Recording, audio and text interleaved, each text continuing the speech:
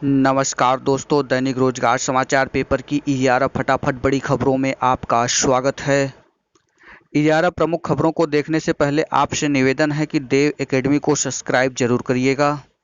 Video अच्छा लगे तो लाइक शेयर कमेंट करना ना भूलिएगा मित्रों। हाई कोर्ट की लखनऊ पीठ ने 69,000 शिक्षक भर्ती में चयनित कुछ अभ्यर्थियों के दस्तावेजों में रह गई कमी को निस्तारित करने के निर्देश राज्य सरकार को दे दिए हैं। न्यायमूर्ति जसप्रीत सिंह ने यह आदेश अंशुमान सिंह व अन्य की याचिका पर दिए।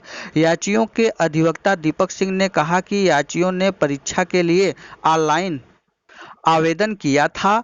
आवेदन के समय मानवीय चूक से कई दस्तावेजों को लेकर दी जानकारियों में त्रुटि रह गई थी। याचियों ने इन त्रुटियों में सुधार का आग्रह करते हुए सक्षम प्राधिकारियों को प्रत्यावेदन भी दिया हुआ है। प्रत्यावेदन पर कोई निर्णय न होने पर अदालत का सहायता लिया गया। कोर्ट ने कहा कि इस मामले को लंबित रखने का कोई मतलब नहीं है। सरकार याचियों के प्रत्यावेदन पर एक निर्धारित अवधि में त्रुटियों को सही कराने की कार्रवाई करे। याचिका में राज्य सरकार और अपर मुख्य सचिव बेसिक शिक्षा को पक्षपात बनाया गया है। 9 अगस्त को प्रस्तावित बीएड प्रवेश परीक्षा के प्रवेश पत्र आगामी 25 जुलाई तक जारी होंगे। इसके लिए लखनऊ विश्वविद्यालय ने तैयारी शुरू कर दिया है। कोरोना संक्रमण को देखते हुए प्रयास किया गया है कि अभ्यर्थियों को परीक्षा देने के लिए ज़्यादा सफर न करना पड़े।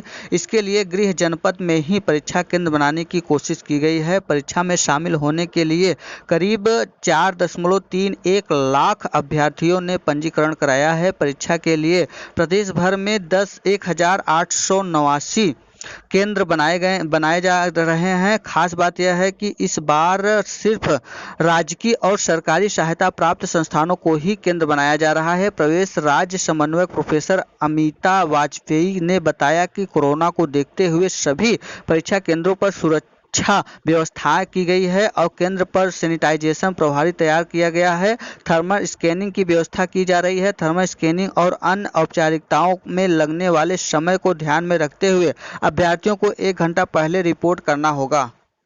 जल्द करें आईबीपीएस में आवेदन। कुल 96,000 से अधिक पद आए हुए हैं। पदों का विवरण की बात करें तो official scan 1, 2, 3, assistant manager, senior manager, office assistant से संबंधित वैकेंसी आई हुई है। यहीं आयु सीमा की बात कर लेते हैं तो 18 से लेकर 28 या 30 वर्ष या 21 से लेकर 32 और 40 वर्ष के बीच के लोग आवेदन कर सकते हैं। आयु की गणना 1 जुलाई 2020 से की जाएगी। यहीं शैक्षिक योग्यता की बात करें तो निर्धारित अंकों से संबंधित विषय में स्नातक, एमबीए, आवश्यक कार्य अनुभव इत्यादि के साथ अन्य पात्रताएं उम्मीदवार के पास होने चाहिए। आवेदन ऑनलाइन होगा। आवेदन शुल्क की बात करें तो 850 रुपया एवं 175 रुपया वर्गानुसार होगा।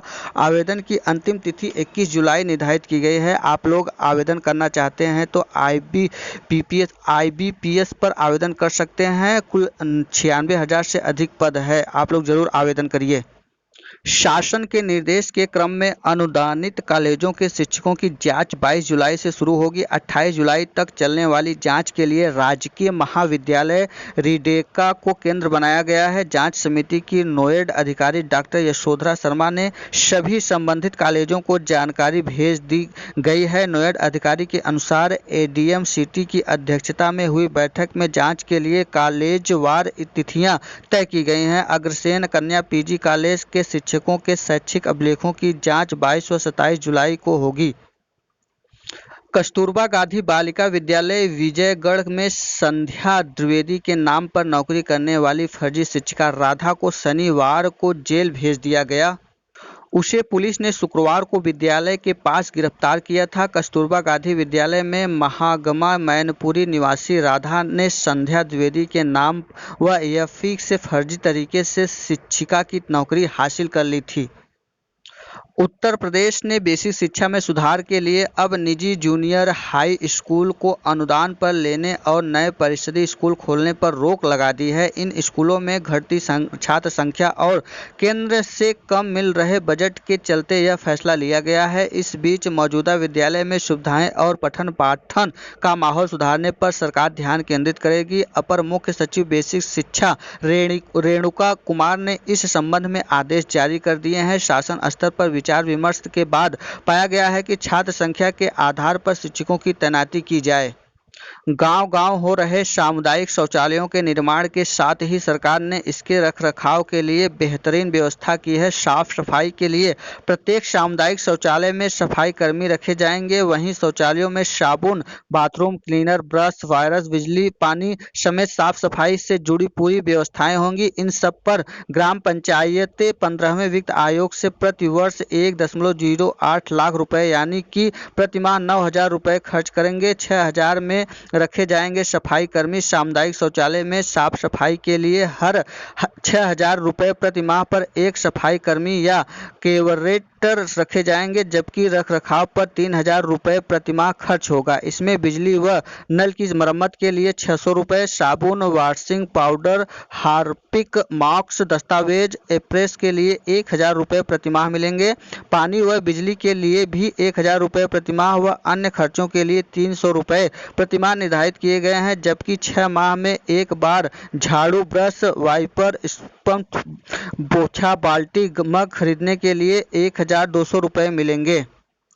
महिलाओं के शौचालयों के लिए महिला सफाई कर्मी रखी जाएंगी। महिलाओं के लिए आरक्षित शौचालयों की सफाई के लिए महिला कर्मी व पुरुष शौचालय की सफाई पुरुष कर्मी तैनात किया जाएगा। डीपीआरओ नीरीश चंद्र साहू बताते हैं कि सामुदायिक शौचालय में रख रखाव के लिए पहले स्वयं सहायक समूह को प्राथमिकता दी जाएगी। अगर समूह नहीं है तो ग्राम पंचायतें सीधे सफाई कर्मी को रखेंगे, सफाई की जिम्मेदारी उठाएंगे। सफाई कर्मियों को दिन में कम से कम 2 बार सफाई करनी होगी।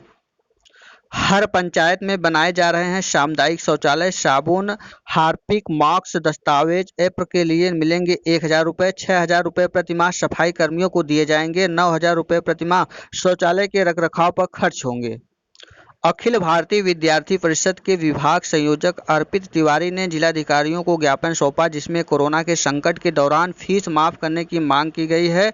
डीएम को बताया गया कि संकट के समय स्कूल संचालक फीस के लिए दबाव बना रहे हैं। कोरोना से सभी प्रकार के कार्य भी रुके हुए हैं, जिससे अभिभावक फीस देने में सक्षम नहीं है।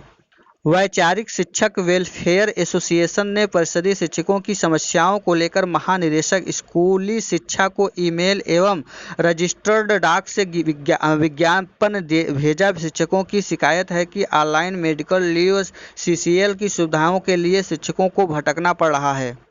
जिला बेसिक शिक्षा अधिकारी ने जनपद के प्राथमिक एवं उच्च प्राथमिक विद्यालय में बिना किसी सूचना के अनुपस्थित चल रहे शिक्षक शिक्षिकाओं को 28 जुलाई तक उनके कार्यालय में उपस्थित होने का आदेश दिया है। बीएसए की ओर से जारी निर्देश में कहा गया है कि यदि यह शिक्षक शिक्षिकाएं तय समय पर नहीं पहुंचते हैं तो उनके खिलाफ विभागीय कार्रवाई करते हुए सेवा समाप्त कर दी जाएगी।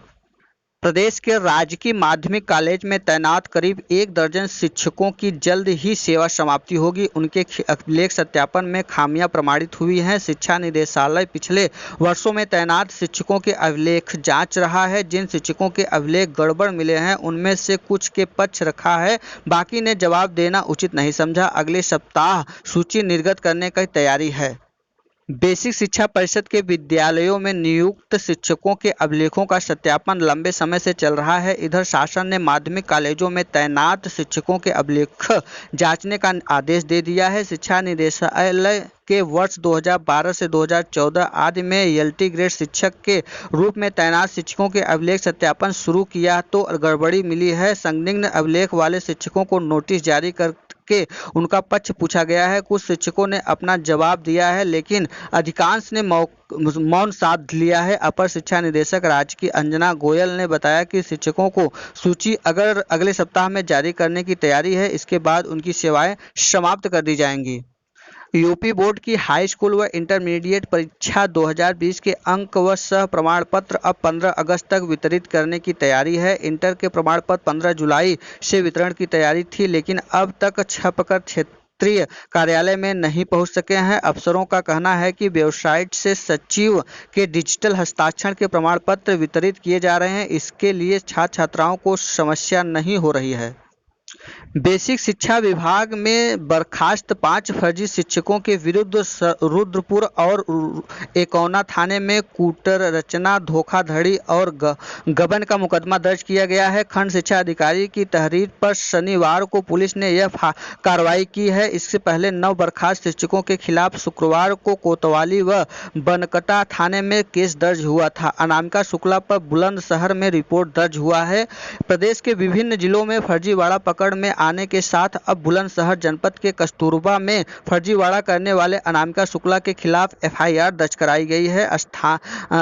सियान के कस्तूरबा गांधी बालिका विद्यालय में किसी और के शैक्षणिक प्रमाण पत्र पर फर्जी तरीके से वार्डन की नौकरी करने वाली अनामिका शुक्ला के खिलाफ के विभाग ने सियान कोतवाली में एफआईआर दर्ज करा दी है। प्रदेश के करीब 24 जिलों में किसी और के शैक्षणिक प्रमाण पत्रों पर एक साथ नौकरी करने वाली अनामिका शुक्ला सियाना के कस्तूरबा गांधी आवासीय बालिका विद्यालय में वार्डन रही थी। अनामिका ने गोंडा जिले के किसी और युवती के दस्तावेज के साथ छेड़खानी करके बुलंदशहर में 25 जुलाई 2018 को नौकरी पाई थी, किंतु 2019 में अनामिका ने यहां से इस्तीफा दे दिया और वह चली गई है।